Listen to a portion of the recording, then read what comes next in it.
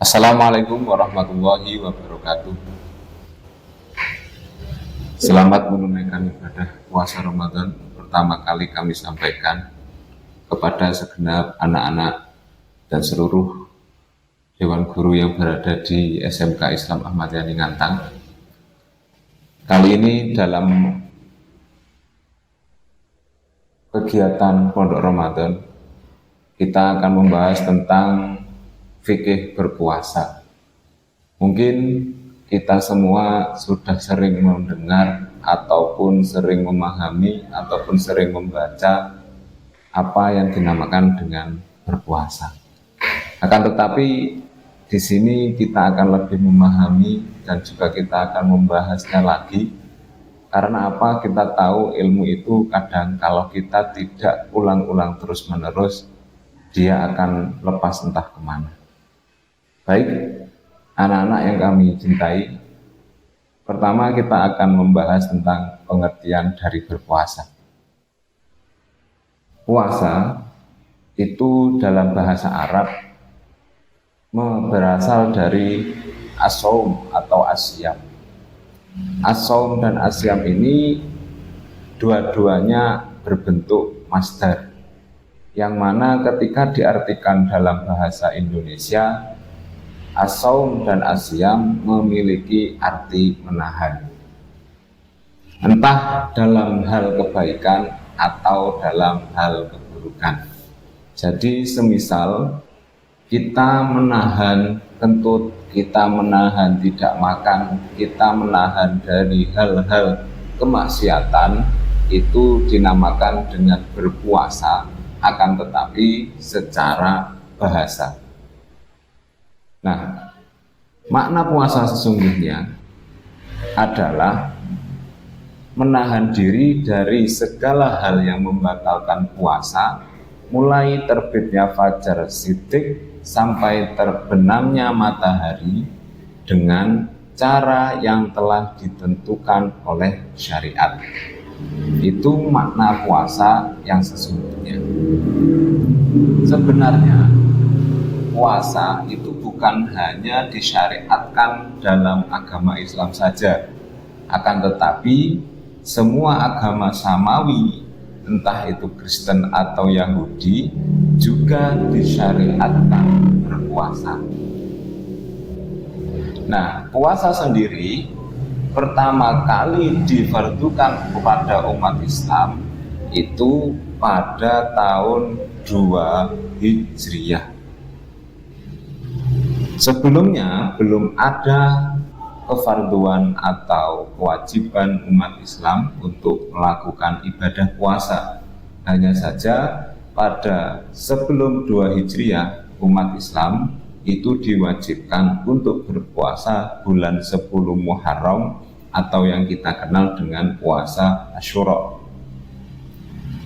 Kita tentu paham bahwa Ramadan itu bulan yang istimewa.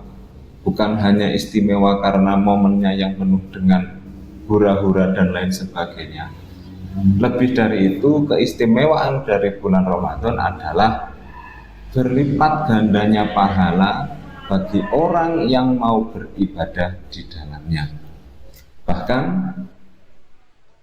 di situ didawuhkan bahwa andaikan umat manusia itu tahu betapa besarnya fadilah di bulan Ramadan, niscaya mereka akan mengharap 1 tahun itu semua bulan Ramadan.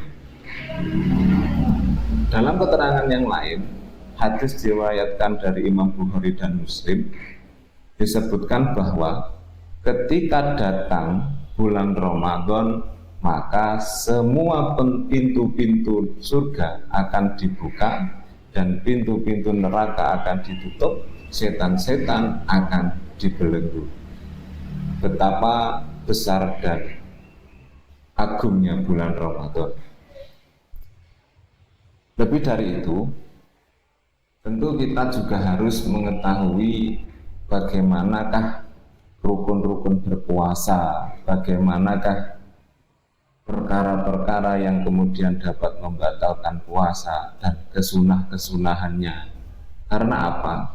Ketika kita tidak mendalami hal tersebut, maka seakan-akan kita akan beribadah semaunya sendiri, tidak tahu aturan, atau bahkan meninggalkannya sama sekali. Baik, untuk selanjutnya kita akan membahas tentang rukun-rukun puasa. Seperti yang kita ketahui bersama, rukun adalah hal yang menjadi penentu sah dan tidaknya suatu perbuatan, dan ia termasuk bagian langsung dari perbuatan tersebut. Dalam artian, ketika kita ingin melakukan suatu ibadah, maka kita harus memenuhi rukun-rukun dari ibadah tersebut, supaya apa yang kita niatkan, apa yang kita ibadahkan bernilai pahala dan sah dalam syariat agama. Adapun rukun-rukun puasa, yang pertama adalah kita harus berniat. Niat adalah pembeda dari setiap ibadah yang ada di ajaran agama Islam. Dengan perbedaan niat, maka berbeda pula kadar pahala yang akan kita dapatkan. Nah, dalam kasus puasa ini, niat itu tempatnya di hati.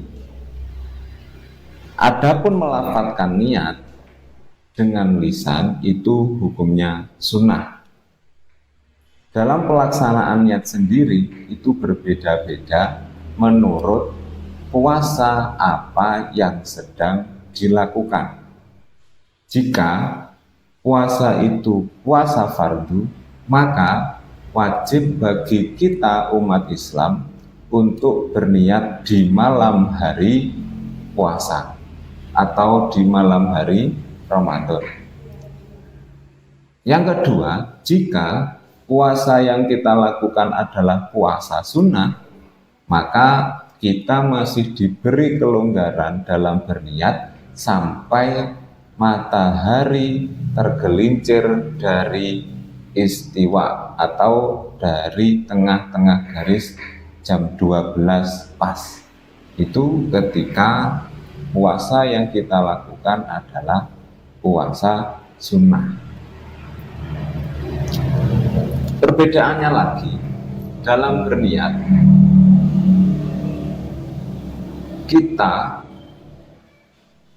ketika kita berpuasa fardu, maka di dalam niatnya itu harus ada unsur qasdu. Qasdu dalam bahasa kita sebut dengan menyengaja. Kemudian ketika puasa itu fardu, harus disebutkan kefarduannya. Dan yang terakhir, harus takyin atau menentukan apakah puasa yang kita lakukan itu puasa nadar, apakah puasa yang kita lakukan itu puasa kafarat, atau puasa yang kita lakukan puasa fardu itu adalah puasa Ramadan. Jadi ketika niat itu niat puasa fardu, harus ada 3 unsur. Yang pertama qasdu, yang kedua menyebutkan kefarduannya, dan yang ketiga takyin. Contoh niat puasa yang sesuai dengan ketentuan ini adalah saya berniat puasa fardu Ramadan. Itu saja sudah cukup. Akan tetapi yang lebih utama kita berniat sebagai berikut. Saya niat melaksanakan puasa fardu Ramadan untuk memperoleh ridho Allah Subhanahu wa Ta'ala, atau kalau dalam bahasa Arab kita bisa melafadzkan nawaitu shauma ghadin an ada'i fardhi syahri Ramadhani hadhihi sanati fardhon lillahi ta'ala. Itu untuk puasa fardu. Nah, untuk puasa sunnah yang sudah saya jelaskan tadi, itu hanya cukup untuk qasdu saja. Kita sengaja untuk melakukan puasa dan puasa itu puasa sunnah, dengan menyengaja atau qasdu itu niat kita sudah cukup. Contoh, ketika kita ingin melaksanakan puasa sunnah Senin Kamis, kita cukup hanya berniat dengan berkata, saya niat melaksanakan puasa hari Kamis, tanpa ada menyebutkan fardu, tanpa ada menyebutkan takyid. Boleh. Atau ketika kita hanya berkata, saya berniat puasa hari ini, itu juga sudah sah ketika puasanya puasa sunnah. Nah, itu tadi syarat-syarat atau rukun-rukun berpuasa. Kemudian, karena kita awal sudah membahas bahwa puasa itu pasti banyak sekali fadilah-fadilahnya, di dalamnya pun juga ada kesunahan-kesunahan yang dapat kita jadikan sebagai tambahan pahala dalam ibadah berpuasa. Apa saja sunnah-sunnah berpuasa itu? Yang pertama adalah makan sahur. Makan sudah barang pasti menjadi kesenangan semua orang. Akan tetapi ketika makan ingin bernilai ibadah, maka di situ harus ada unsur yang mendukungnya. Salah satunya adalah makan sahur. Makan sahur itu disunahkan mulai dari tengah malam bulan Ramadan sampai sebelum atau waktu subuh. Akan tetapi dalam sahur kita disunahkan untuk mengakhirkannya. Kenapa kita disunahkan untuk mengakhirkan sahur? Karena ketika kita makan sahur mepet dengan waktu berpuasa, tenaga dan juga pikiran kita masih fresh, sehingga dalam melaksanakan ibadah puasa di siang hari dapat berjalan dengan lancar dan bersemangat. Itu kenapa sahur disunahkan untuk mepet atau diakhirkan. Kesunahan yang kedua adalah segera berbuka. Bukan berarti segera berbuka itu kita seakan-akan puasa hanya ingin segera makan saja, bukan. Disunahkan segera berbuka supaya kita itu dalam beribadah untuk ibadah selanjutnya, dalam artian menjalankan kesunahan qiyamul lail, itu dapat melaksanakan dengan semangat, dengan penuh energi, sehingga dapat memperoleh ridha Allah Subhanahu wa Ta'ala. Ketika sahur disunahkan untuk mepet, ketika buka disunahkan untuk bersegera. Kalaupun kita memiliki kebiasaan berjamaah, maka paling tidak kita membatalkan puasa itu dulu dengan cara berminum atau memakan cemilan, kemudian ikut berjamaah, dan setelah berjamaah kita lanjutkan makan lagi. Kenapa demikian? Hanya untuk dapat memperoleh kesunahan berbuka atau segera berbuka. Untuk yang kedua, kesunahan yang ketiga, kita itu tidak boleh terlalu mengumbar nafsu kesenangan. Memang mencintai bulan Ramadan dengan memeriahkannya itu adalah hal yang harus kita lakukan, terutama umat Islam. Akan tetapi jangan sampai dengan keadaan yang sukaria, dengan keadaan yang penuh dengan semangat, kita lantas terlalu berlebihan dalam mengumbar kesenangan. Nah, contoh mengumbar kesenangan dalam waktu Ramadan adalah sibuk melakukan perbuatan yang tidak bernilai ibadah. Anak muda seringkali ketika dalam momen berpuasa, mereka lebih sibuk untuk bermain game, lebih sibuk untuk kemudian berburu takjil, nongkrong di sana sini. Itu adalah sebagian contoh mengumbar nafsu kesenangan di dalam bulan Ramadan. Dan hendaknya perilaku yang seperti itu kita kurangi, terlebih kita hindari. Kesunahan yang selanjutnya adalah memperbanyak zikir dan membaca Al-Quran. Karena kita tahu dalam beribadah di bulan Ramadan penuh dengan lipat ganda pahala, maka tentu berzikir dan membaca Al-Quran akan lebih banyak dan lebih efektif pahalanya dibanding bulan-bulan yang lain.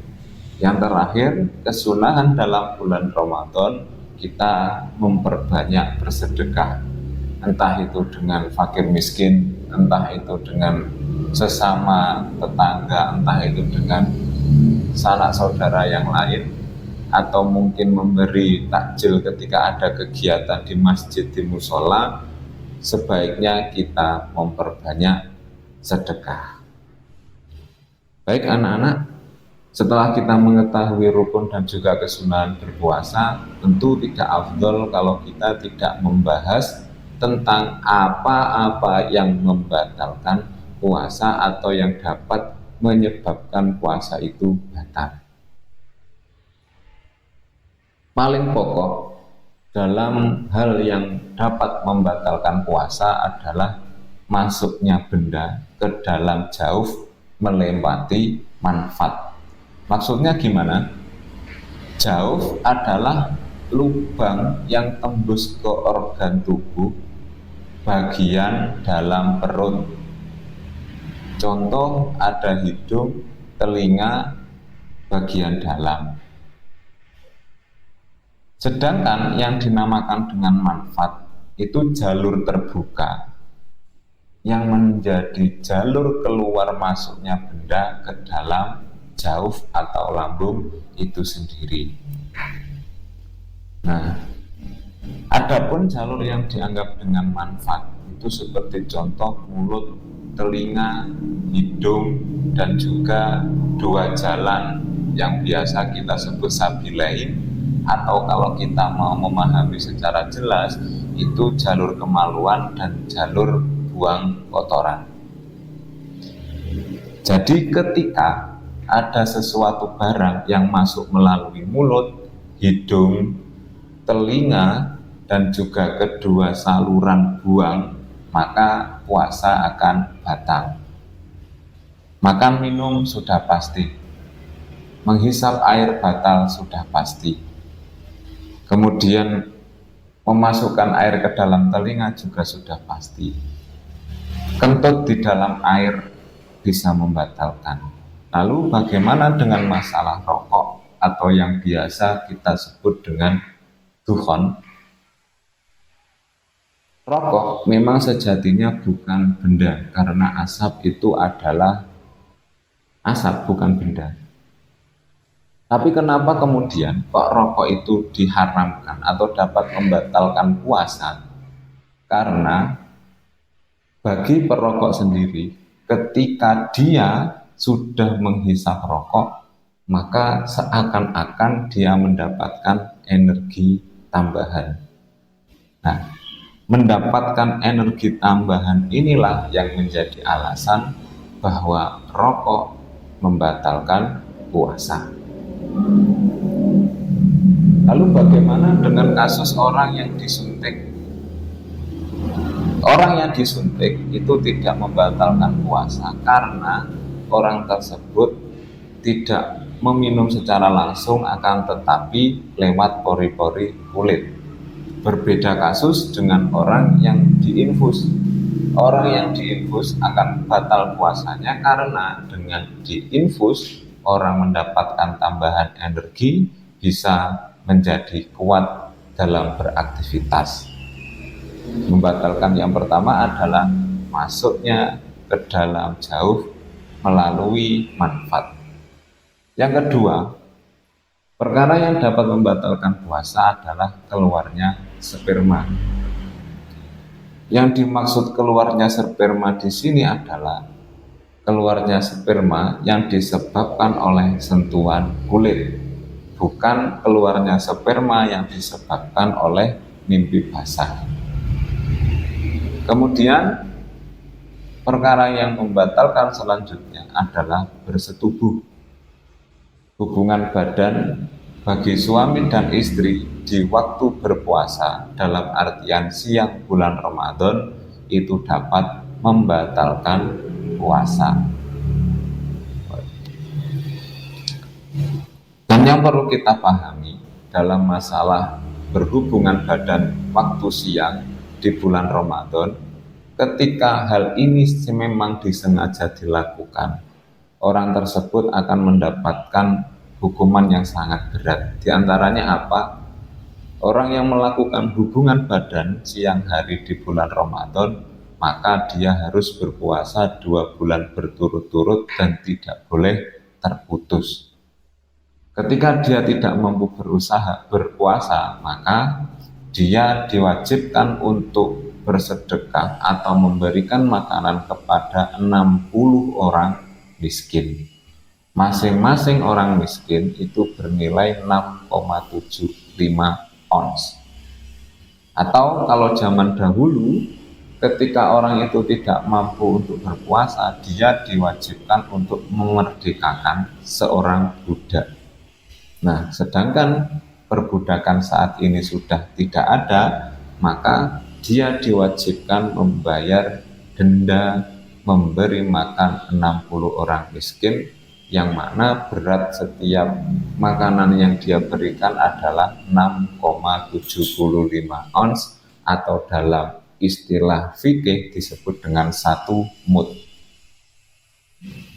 Perkara yang membatalkan puasa yang terakhir adalah muntah dengan disengaja.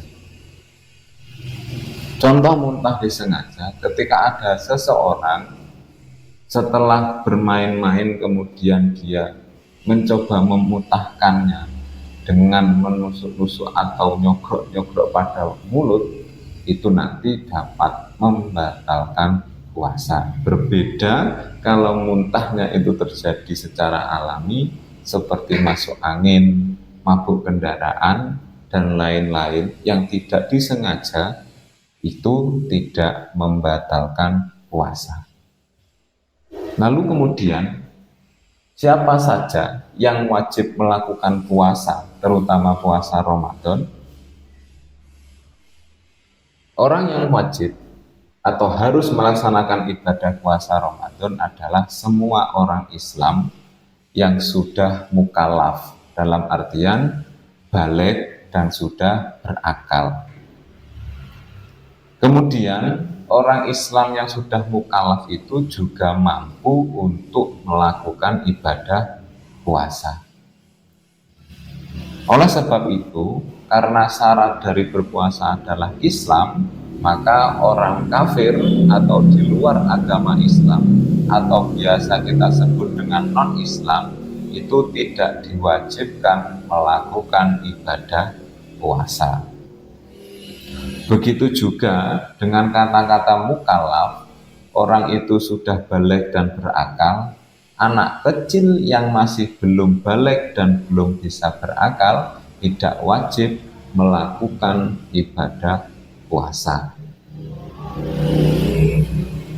Kemudian dengan kata-kata mampu berpuasa, berarti dia memang sudah saatnya atau mampu melakukan ibadah berpuasa dan dikecualikan bagi mereka-mereka yang tidak mampu, dan akan diterangkan di bawahnya.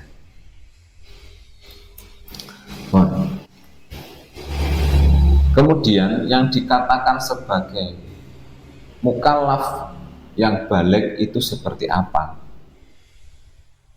Kriteria balik bagi anak laki-laki adalah ketika anak tersebut sudah pernah bermimpi basah.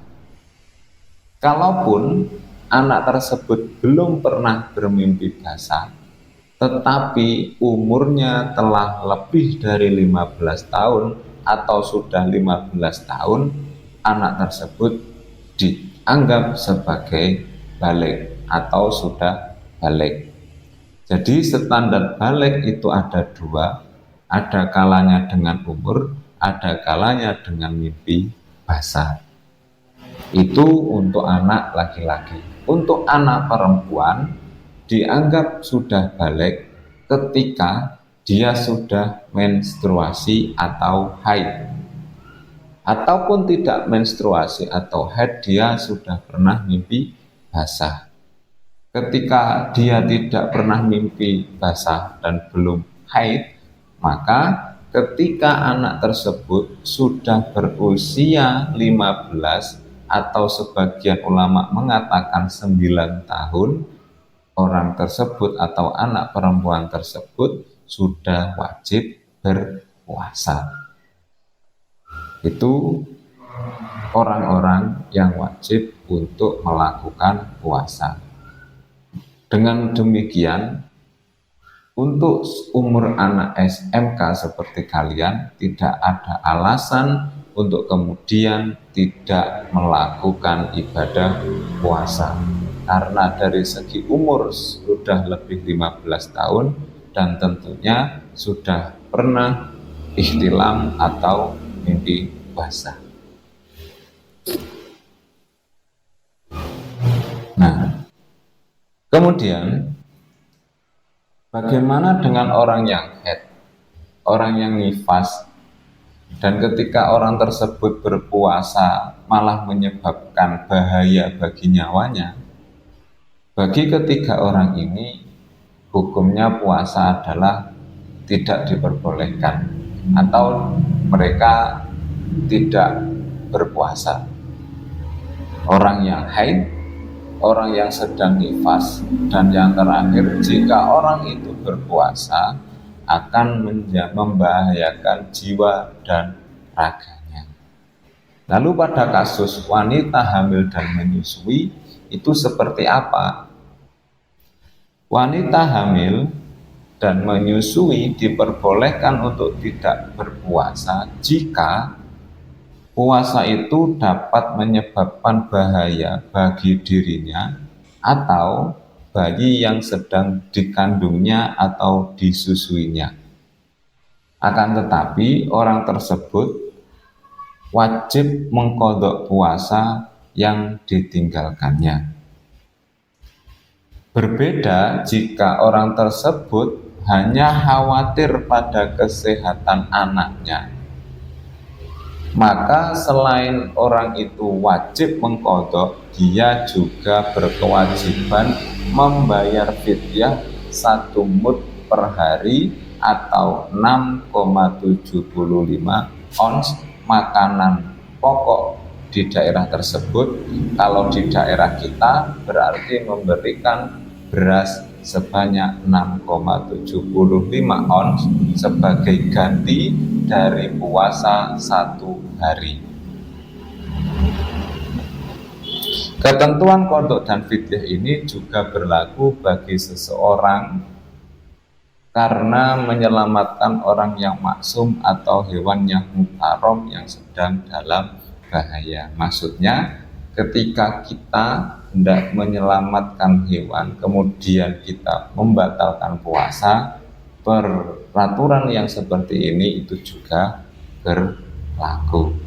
Kemudian, hari-hari apakah kita itu diharamkan untuk berpuasa? Ada 3 hari yang diharamkan berpuasa di dalamnya bagi umat Islam. Yang pertama ada 2 hari raya, yaitu hari raya Idul Fitri dan hari raya Idul Adha.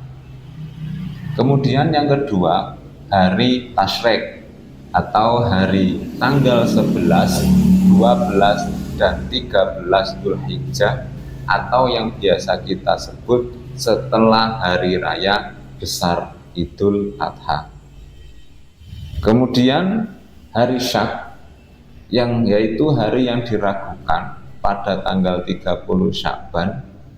Yang dimaksud hari Syak di sini adalah hari itu masih diragukan apakah hilal sudah nampak atau belum. Ketika di situ ada yang bilang nampak kemudian tidak jelas siapa, di situ diharamkan untuk berpuasa. Nah, itulah hari-hari yang diharamkan berpuasa bagi umat Islam.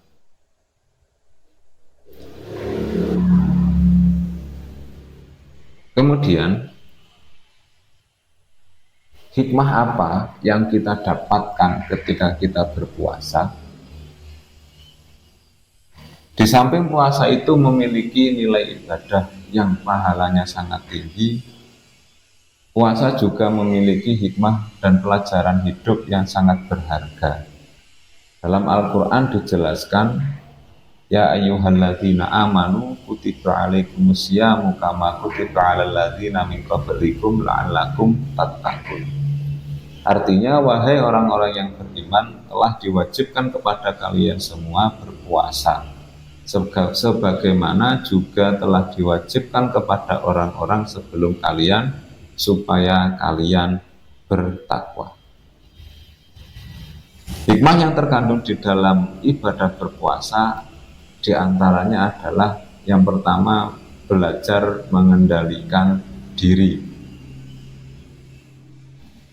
Berpuasa bukan hanya tentang bagaimana kita meninggalkan makan dan minum, akan tetapi lebih dari itu, berpuasa kita juga harus bisa mengontrol diri bagaimana kita kemudian tidak membatalkan puasa tersebut, tidak meninggalkan perintah Allah, ataupun kita bagaimana bisa untuk menghidupkan sunnah-sunnah di dalam bulan Ramadan. Hal ini termasuk sebagai pengendalian diri. Mampukah kita mengendalikan nafsu kemudian diajak untuk kebaikan, atau sebaliknya? Yang kedua, melatih kejujuran dan amanah. Saat puasa, bisa saja kita tanpa sepengetahuan siapapun kemudian diam-diam mokel atau membatalkan puasa. Karena puasa itu hal yang sangat mudah untuk kita tutup-tutupi, maka dalam menjaganya itu melatih diri kita untuk jujur, pertama kepada diri kita sendiri, yang kedua jujur kepada orang lain. Dalam menjaga supaya puasa itu tidak batal, kita berlatih untuk menjaga amanah, amanah dari Allah Subhanahu wa Ta'ala, juga amanah yang telah diberikan kepada Nabi Muhammad, yaitu menjalankan perintah Allah. Yang ketiga, hikmah dari kita berpuasa adalah kita akan tahu ternyata penderitaan yang selama ini dialami oleh orang fakir ataupun orang miskin ternyata memang menyakitkan.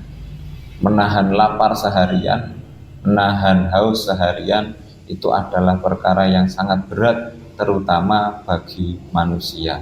Sehingga ketika kita mampu untuk berpuasa dengan baik, kita juga akan bisa merasakan bagaimana penderitaan yang dialami oleh saudara-saudara kita yang dalam garis kemiskinan atau kefakiran. Kemudian hikmah dari puasa diantaranya kita dapat berpikir lebih dewasa dan berpikir lebih jernih. Mengapa demikian? Salah satu penyebab kita itu sulit untuk berpikir adalah ketika perut terlalu kenyang. Dan kapan kita mampu berpikir jernih? Ketika perut diisi dengan secukupnya.